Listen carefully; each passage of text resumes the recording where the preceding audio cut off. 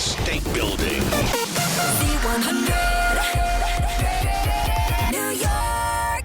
Z100 is Shelley Rome with a very special guest today. He's best known for hosting the very popular YouTube series Hot Ones, where he interviews celebs while they eat progressively hot chicken wings, testing their tolerance for spice. Please welcome Sean Evans. Hey, thank you so much for having me. Of course, thanks for joining us. So you just wrapped up the Tums Auto Burn road trip in partnership, like I just said, with Tums, highlighting some of the best and spiciest dishes at local family-owned restaurants across the country, which I think is so cool. And the last stop on the tour was at Brick Lane Curry House in New York City.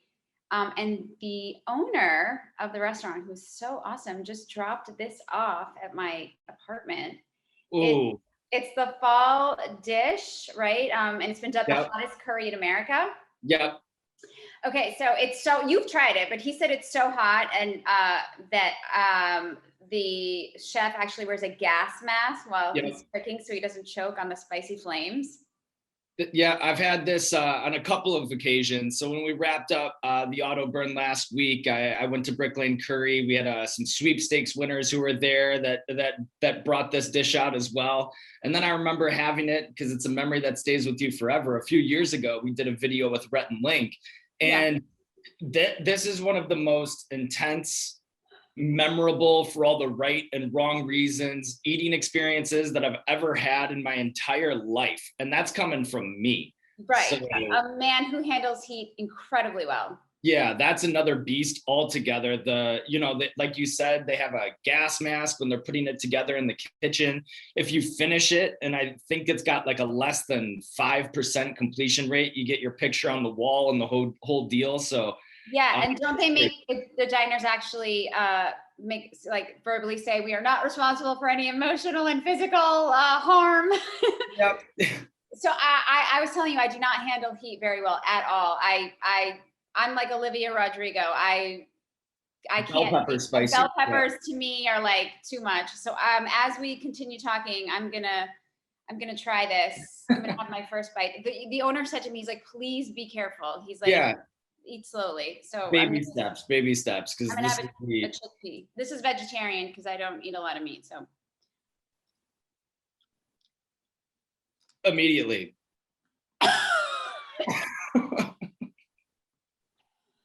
Okay, we weren't kidding. Okay, just give me a check. As advertised. Wow. Oh, okay. So you talk to celebs while you do this. How are you so unhinged? Are you just a fan of spicy foods, or have you just built up a tolerance because you do this all the time? Yeah, I think it's the latter more than anything. You know, I wasn't like the best spicy food person. It's not like I had this talent and I built a show around it or anything. We just wanted a disruptive element, something to take a celebrity and knock them out of that PR-driven flight pattern. Our solve for that happened to be hot sauce. But I think from doing it so often over the years, I'm never overwhelmed or panicked because I know what to expect. Like Shelley, my guess is that's probably one of, if not the hottest things that you've ever eaten in your entire life. So you don't know where the ceiling is. You don't know where it goes. You're a little bit panicked. So if I were sitting across the table from you and I was also panicked, then it would be just a whole problem, you know? So I just try to put on a calming presence. I know what to expect, but it's mostly to just put the guests at ease. But I go through the same exact pain. Sean, you're so good at it. Like I can't focus on anything else right now. Yeah, I know how that goes. I know exactly what you're feeling. Wow. So, because people are obsessed with you. I mean, people love your interviews. They watch you and they're like, it started out coming to you because, like you said, it was something different. It was something that was getting their favorite celebrities unhinged. But then people really started loving the fact that, first of all, you do incredible research on your guests. I mean, your questions are so thought out. And even the celebs tell you that. They not only come for the celebs, but they come for you too now. They come to watch you, and they really sort of have taken to you. How does that make you feel that you've sort of built up this fan base as well? Yeah, it's amazing, and it is all due to the fans. You know, early on the show was not a big hit. There wasn't that many views at all, and we used to joke internally about I'm eating a lot of really spicy wings and nobody cares, guys. But it was that cult audience that was around when we first started the show. We thought, you know, we'd bring on a celebrity, and then fans of that celebrity would tune in, and then that would be the thing that they'd watch, and then they'd move on, and then the next week it would be the same thing. But because that fan base kept showing up every single week, it really pushed us to create a show that, independent of this bizarre wing hook, was also an independently excellent interview show. So it was all due to the fans for really motivating us and helping us to see the potential of the show. So I'm forever grateful to that cult audience, especially early on, because there's no way that we would have the big sort of mass audience that we have today without them. Yeah, it's true. So by the way, it's now migrated into my stomach. Yeah, And right. my stomach is doing this. That's always the worst. You know, I always think the stomach thing, that's way worse than the lips being on fire. Or way worse. This is worse. nothing. Now it's, have you ever been in an interview and you're like, oh my God, I may like shit my pants? Have you ever been? Never shit, but like I've had a throw up sort of. I've had a few throw up scares in my day. The most notable one was, and it taught me an important lesson, was I had this like big lunch and then sat down to do a Hot Ones episode, and we just so happened to have a guest who was like, we're eating all of the vegan wings today. So they're these like big vegan wings.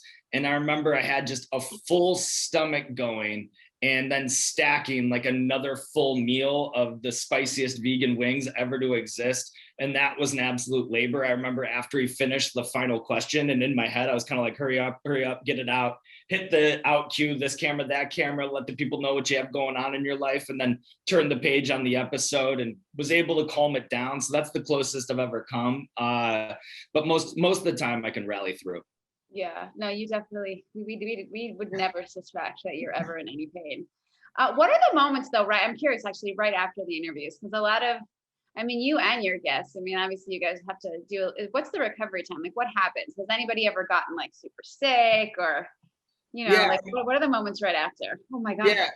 I mean, there's times where you can tell a guest is pushed to the limit, and then we kind of try to wrap everything up and rush them out of there as quick as they can. You know, sometimes they'll hang out in the green room where, you know, like I'll do this, I'll do that, I'll work on some stuff, and then I'll walk by the green room and still see that the guest is just still in there with a glass of milk recovering. But the other side of it is sometimes we'll wrap and it'll start like a whole new Hot Ones party. So if a guest comes in and they're flanked by a support team, a lot of times we'll end up bringing out more wings, and then it'll be another sort of just Hot Ones party gathered around the table. And now the guest is putting their team through that same sort of hot sauce initiation. What? So that's my favorite thing, and that happens relatively frequently. Who has like who has like an iron stomach? Who's somebody that like super shocked you that you were like, how are you still going? Yeah, I think it's like if you take 10 guests, I think, you know, there'll be 2 of them that are just struggle city. Maybe they get through, but they're really pushed to their limit.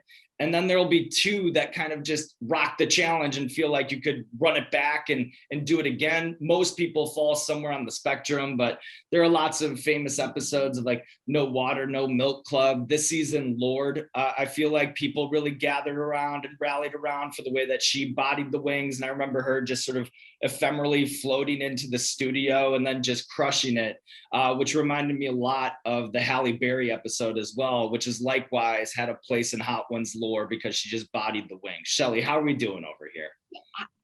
Yo, how do you do that? That was one bite. I know.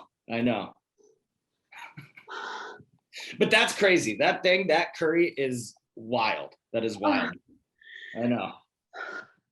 How do you do this? I know. Shelley, I know. Okay, I'm gonna push through. Okay, you are warrior.